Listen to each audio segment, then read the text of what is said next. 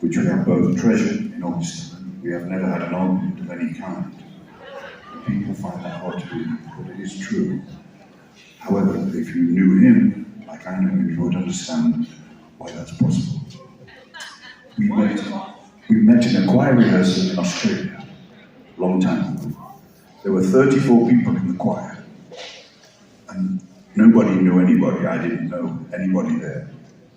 And there was an empty seat next to me right before the rehearsal. And this gentleman came, and he had this big afro. And he was saying this to me. I've never been that close to an afro before. We started to sing, and it was the most incredible sound I'd ever heard. But there was one voice that stood out in the whole choir, and he was sitting next to me, and a voice in my brain said, "You need to meet this guy. You need to work with him." So that after the rehearsal was over, I got all my courage up, and I introduced myself, and the first thing he said was, "We have the same name," which we do. And a little bit later, we realized we were born 3 days apart in the same month. Neither of us had a sister. Sorry, neither of us had a brother. We both saw the Beatles when we were 14 years old, which changed his life and changed mine. But when we met and started to talk together, my life was changed again because I knew something was happening and we were going to work together. And we did. That was a long time ago. Ladies and gentlemen, Russell Wilcox.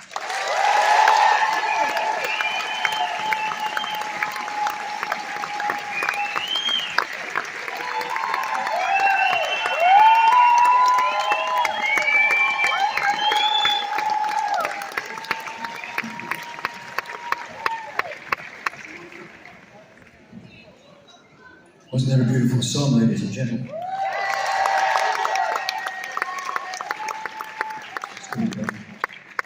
Somebody asked that I was standing backstage listening to Graham. He said, "We never had an argument in 50 years. Some guy said, "That's not possible." You said that. I saw you. You know what? I'm talking to you, Jack. You know why it's possible? We never got married.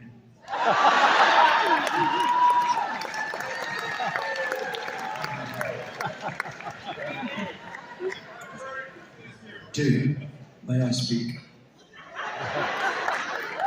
Thank you. I met Graham on May the 12th, 1975, in a production of the musical Jesus Christ Superstar in Australia. Great musical. And we were rehearsing in Sydney. About 2 weeks into rehearsals, we took a break during the day, and I could hear this guitar being played somewhere, and had to find out where it was because it sounded a little bit different to me. And I was very curious. So I wandered backstage through the corridors, very old theatre. And I turned the corner and I saw Graham sitting on the floor with his guitar in his lap, and his guitar was upside down. And not because it was in Australia.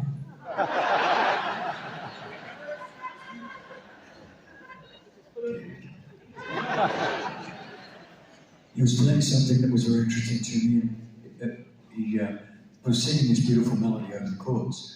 And I asked him to repeat that for me a few times, and quite spontaneously. We started to harmonise together.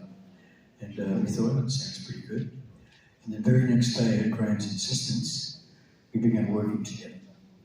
And by the end of the run of Jesus Christ Superstar in Australia, we had formed Air Supply. And we were really good. Yes, thank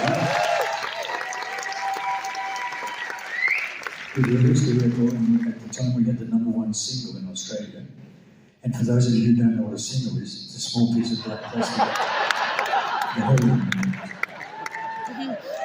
Usually, and at the same time, we had the #1 album in Australia. And if you don't know what an album is, that's a bigger round. On the basis of the success of those recordings, we were fortunate enough to open for Rod Stewart in Australia for 3 shows. Yes. After the second show, he came back to our dressing room, and he asked us if we'd like to tour with him all across North America and Canada in 1977. So, of course, being a band that had only been together for 3 or 4 months, we said, sounds good. So we left for the US and arrived on July the 4th, 1977. Started touring in September. We went all through December. We played every big place you could dream of as a musician. Madison Square Garden, the Forum, the Astrodome, the Enormous Dome, the Superdome, all the domes we played. Candlestick Park, Three Rivers Stadium. It was fantastic. And when you've been on the road with a guy like that for 3 months, who arguably was the biggest star in the world at that time, it still is, you think you're pretty good. And we certainly thought we were pretty good. So we got home in December. Picked up my bags off the carousel in Sydney, and I was walking towards the exit, and the doors in those days are very big, 20, 30 feet high. And you couldn't see through them, but you could hear through them. And all I heard was these women screaming like crazy. And of course, I thought, yeah, buddy, this is it, the big time. Of course, I walked out with my bags, and all the women screaming for another band over there. True story. One of several reality checks we've had during our careers, as we all had those together. We're going to take you back to the early part of our career when we played with one guitar and two voices, with the help of Mirko on piano. Big round of applause to Mirko. We know that we know the song, so if you want to sing along, as you have been, please make it loud, because we love you. Yes. And once again, we're nearly 50 years together. Thank you for coming to support us. We'll see you in a couple of years. As well. Bless you.